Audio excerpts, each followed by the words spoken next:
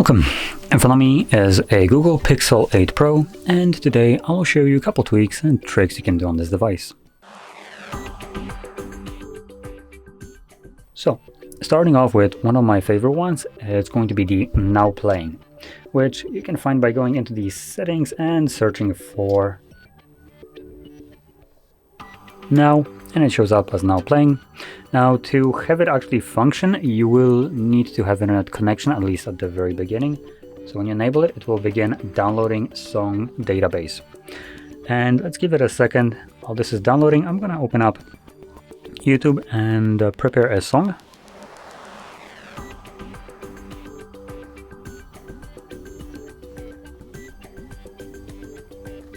Okay, so that's good to go. It's still looking like it's downloading a song, so let's give it a bit longer. Now, just to explain this, it basically works like Shazam, though it's built into the device, and arguably I would say it works a little bit better than Shazam. It's more convenient, most certainly, which obviously when it comes down to describing your songs that you hear in some stores or whatever, convenience is one of the more important things, I would argue. Now, hopefully it can actually do this.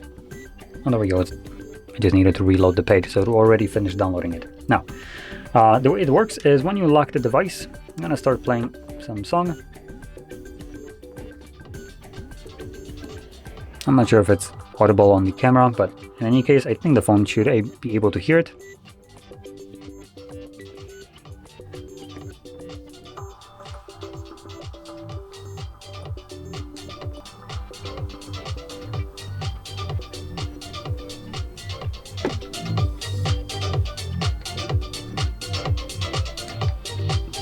There we go. So it took it a moment to actually see it or hear it. It could have been that maybe the song was a little bit too quiet, so I did make it a little bit louder. And as you can see, it does show it up in here. Now, another interesting thing is it's going to be scrubbing every song that it hears in whatever you are. And later on, if for instance you're back home and you remember, yeah, there was a song that was playing that you actually liked, you can go back to the Now Playing tab in the settings, and you'll find Now Playing History, and it will show you the song that it heard at a specific time, and also, well, it shows you the days of the week. And you can also favorite here, and so on. So pretty neat option right here, very nice and handy to have enabled, and it really doesn't affect not having it, or basically enabling doesn't really affect anything in the background, so I highly recommend turning that on. Okay, so anyway, moving on, I'm gonna now go into the settings and the display, where we will find a couple different things. So we have, where is it? Navigation mode. And here we have either 3-button navigation or gesture navigation. So I'm gonna select the gesture because that's what I prefer. And additionally, if you tap on the settings right here, the gear icon, it will allow you to increase the sensitivity of the left and right back gesture. And when you start swiping it, it does show you like a blue bar that indicates where your finger needs to start the gesture from to the outside of it to activate the actual gesture. And additionally, you do have the swipe to invoke assistant, so you do kind of like a swipe from a corner diagonally, there we go, and it will just simply enable your Google Assistant.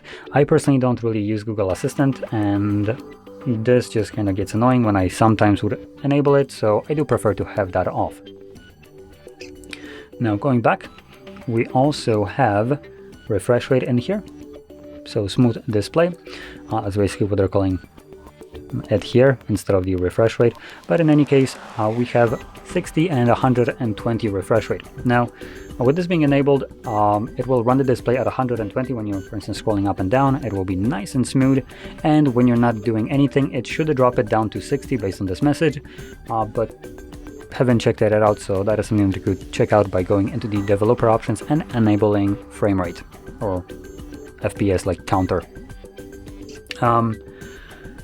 Now, if you're planning to prioritize battery life, then you might probably want to turn that off for a better battery life. But the difference here won't be necessarily that big, and additionally, this will only affect screen on time. And another thing that I want to show And here is the colors. So here we have two different ones, and we have the natural and adaptive. Adaptive is basically what you consider saturated, while natural is the less saturated one. And you have 3 different images to swipe through and see how it will affect it by changing it. Now on a camera, this is very unnoticeable. You can maybe see it a little bit in like the blues. Let's see. Here again, very subtle difference.